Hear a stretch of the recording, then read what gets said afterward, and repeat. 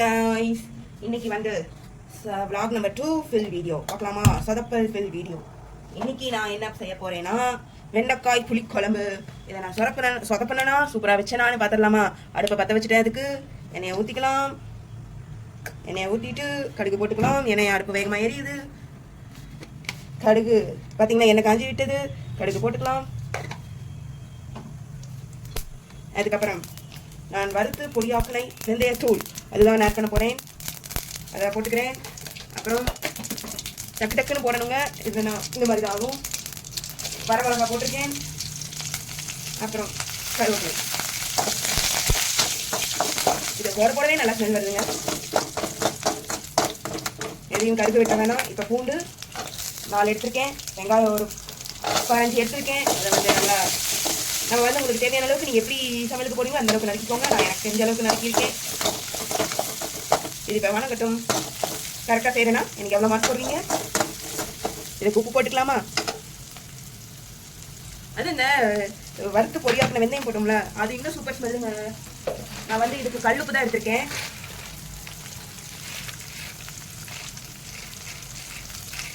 கல்லுப்பு பார்த்தீங்கன்னா நான் இவ்வளோ உப்பு எடுத்திருக்கேன். கரெக்டாக போடுறேன்னா அடுப்பு ஸ்லோவில் தான் இருக்குங்க. என்னது வேகமாக இருக்கிற மாதிரி இதாகுது, முழங்குது, எதாகுது முழங்குது. இப்போ வெங்காயம் எல்லாம் வெந்துருச்சு. இப்போ தக்காளி ஆட் பண்ணிக்கலாம். தக்காளி பார்த்தீங்கன்னா ஒரு தக்காளி எடுத்துருக்கேன்.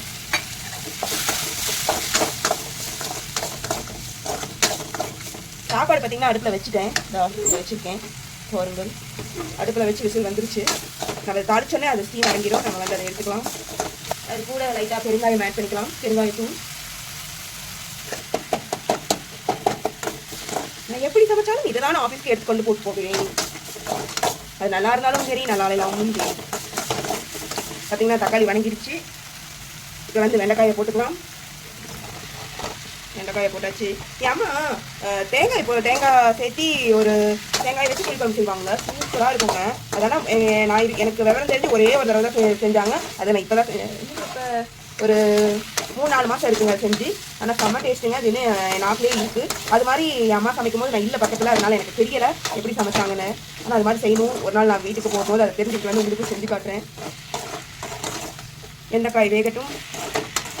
நான் என்ன பண்ணேன்னா வெண்டைக்காயை நேற்று நைட்டே வந்து அலசி கழுவி காய விட்டு வச்சுட்டேன். அப்போ தான் வந்து இந்த வடவடப்பு வராதுங்கிறதுக்காக. ஏன்னா வெண்டைக்காயிலேருந்து தண்ணி ஈரமாக இருந்தால், வெண்டைக்காய் ஈரமாக இருந்தால் வந்து வடவடன்னு பிடிச்சிக்குவாங்க. அதனால் இது என் அம்மா கிட்ட இருந்து தெரிஞ்சுக்கிட்ட ஒரு சீக்கிரம். வெண்டைக்காய் பிசுன்னு பிடிக்கக்கூடாதுன்னா முன்னாடி நைட்டே அலசி காய வச்சுருங்க. இல்லைன்னா துணியை போட்டு தொடச்சிருங்க தண்ணியெல்லாம். இந்த சீக்கிரட் யாருக்குமா தெரியாதுங்கிறீங்க. ஏன்னா எங்களை மாதிரி வயசு பிள்ளைங்களுக்கு தெரியாது. அதனால் அவங்களுக்காக தாய்மார்களே இது மறக்காமல் மார்க் போட்டுருங்க. நீங்கள் இந்த ரெசிபியை பார்த்து கொண்டு இருக்கிறீர்கள் என்றால் போதும். வெண்டைக்காய் வெந்ததுன்னு நினைக்கிறேன். நான் வந்து இப்போ வீட்டில் அரைச்ச மிளகாப்பொடி அம்மா தான் அரைச்சாங்க. நான் அரைக்கலை. அந்த அளவுக்குலாம் நான் இன்னும் எக்ஸ்பர்ட் ஆகலை. எக்ஸ்பர்ட்டு பார்த்தீங்கன்னா ஒரு ஸ்பூன் இவ்வளோ, இந்த ஸ்பூனில் ஒரு ஸ்பூன் போட்டிருக்கேன். அப்புறம் இன்னொரு ஸ்பூன் ஆட் பண்ணிக்கலாம். ஏன்னா இதுக்கு டேஸ்ட் கொடுக்க போகிறதே இந்த மிளகாப்பொடி தான். இன்னொரு ஸ்பூன்.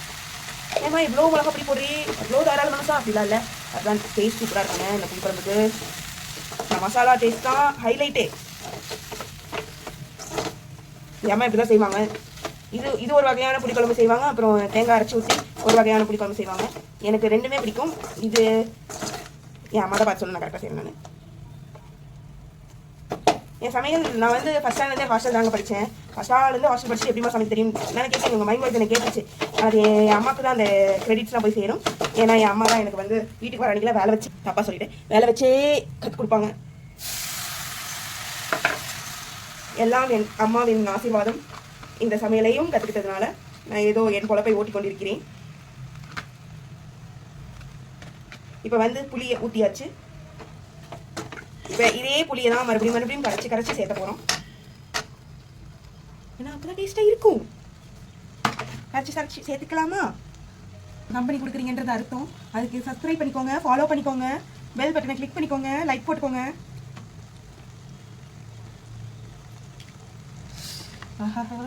புளிக்குழம்பு மறுபடியும் அடுத்த புளி கரைச்சாச்சு. மறுபடியும் ஊற்றியாச்சு.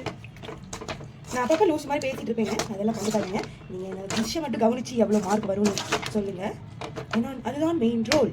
இது வந்து இன்னும் தண்ணியாக இருக்கணும். இந்த புளிக்குழம்பு அப்போ தான் ரெடி ஆகும். எனக்கு கொஞ்சம் தண்ணி கரைச்சி ஊற்றிக்கலாமா? இப்போ வேணால் அடுப்பை வேகமாக வச்சுக்கலாம். இப்போ அடுப்பு வேகமாக்கிடுறேன். ஆக்கிட்டேன். மறுபடியும் கரைச்சாச்சு, புளியை கரைச்சாச்சு. இப்போ மறுபடியும் ஊற்றிக்கலாம். எத்தனை தடவை கறிக்கறி ஊற்றுவேன்னு சொல்கிறேம்மா, சொல்கிறீங்கம்மா? எத்தனை தடவை வேணுமோ கறிக்கறி ஊற்றிக்கோங்க.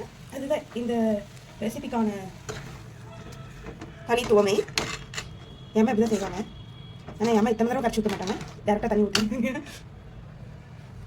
நான் தான் இத்தனை தடவை கரைச்சி ஊற்றுறேன், எனக்கு நல்லா இருக்கும்னு நினைக்கிறேன். தெரியல, பார்ப்போம். இன்னொரு தடவை கரைச்சி விட்டுக்கலாம். எத்தனை தடவை மொத்தம் எத்தனை தடவை வேணுமோ இந்த தண்ணி ஆகிற வரைக்கும், இந்த புளிக்குழம்பு தண்ணியாக வர வரைக்கும் கரைச்சி ஊற்றணும். எனக்கு தெரிஞ்சு உப்பு ஜாஸ்தியாக போட்டிருக்கேன்னு நினைக்கிறேன். எனக்கு பயமாக இருக்குது டேஸ்ட் பார்க்குறதுக்கு. பார்த்தீங்கன்னா அடுத்த கரைச்சி ஊற்றி வச்சு போதுங்க. என்னால் இதுக்கு மேலே கரைச்சி ஊற்ற முடியல. தண்ணி டேரெக்டாக ஊற்றிடலாம். உங்களுக்கே டயர்டாக இருக்குன்னு நினைக்கிறேன் இந்த வீடியோ பார்க்குறவங்களுக்கு. பார்த்தீங்கன்னா வெண்டைக்காய் புளிக்குழம்பு. இதில் என்ன தெரியுமா, தேங்காய் போடணுங்க. நான் தேங்காய் திருவி வைக்க மறந்துட்டேன்.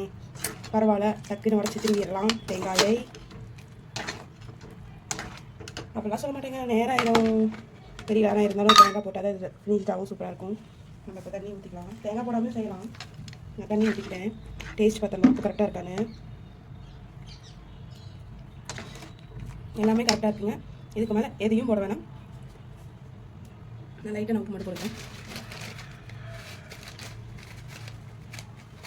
உப்பு போட்டுக்கிறேன் லைட்டாக, சும்மா 4 கல் போட்டுக்கிட்டேன். கரெக்டாக இருக்குங்க. இந்த பதத்தில் நம்ம கொதிக்கட்டும், நல்லாக கொதிக்கட்டும், வெண்டைக்காய் வேகட்டும். அதுகளை நம்ம சாப்பாடை எடுத்து வச்சிடலாம். நான் அதுக்கு வந்து இந்த அடுப்புலேருந்து அந்த அடுப்புக்கு மாற்ற போகிறேன். ஏன்னா அப்போ தான் கேமரா நகராமல் ஒரே இடத்துல இருக்கும். அதுக்காக எத்தனை ஷிஃப்டிங்க. இந்த அடுப்பு பற்ற வச்சாச்சு, இந்த அடுப்பு ஆஃப் பண்ணியாச்சு. இதுக்கு மாற்றிடலாம். சுவையான சாப்பாடு ரெடி ஆயிடுச்சு. எஸ், சாப்பாடு ரெடி. எவ்வளோ உப்புரியா சமைச்சிருக்கேன்னு பாருங்கள். இந்த ரைஸுக்கு எவ்வளோ மார்க் கொடுப்பீங்க? அழகாக சமைச்சிருக்கேனா?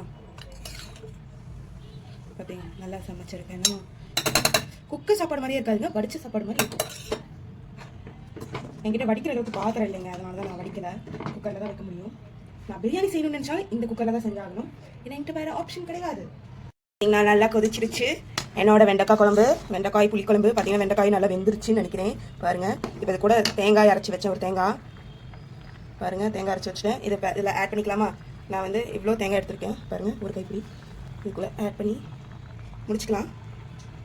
இன்னும் கொஞ்சம் லைட்டாக போதும், லைட்டாக போட்டாலே டேஸ்ட்டுக்காக தான் தேங்காய். பார்த்தீங்கன்னா தேங்காய் போட்டு வெண்டைக்காய் குழம்பு ரெடி. இப்போ ஆஃப் பண்ணிடலாம் அடுப்பை.